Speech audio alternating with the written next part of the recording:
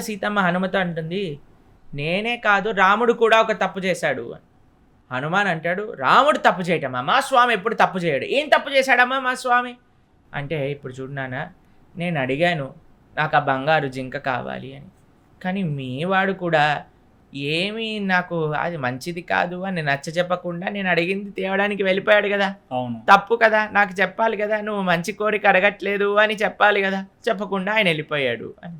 సరే హనుమ అనుకున్నాడు, సరేలే పాపం మా స్వామి నువ్వు అడిగావని తెచ్చాడు, సరే తప్పు అంటున్నావు కదా.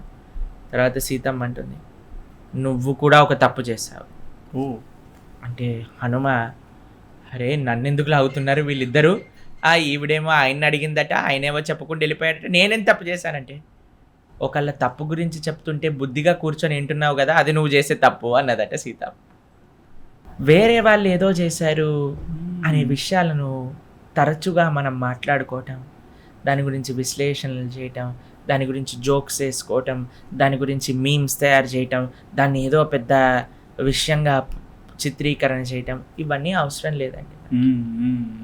ఎవరో ఏదో తప్పు చేశారు అని అనుకున్నాం అనుకోండి, వేరే వాళ్ళ తప్పుల గురించి మనం ఎంత మాట్లాడితే అంత ఆ దోషం మనకి కూడా వస్తుంది అని శాస్త్రం చెప్తుంది.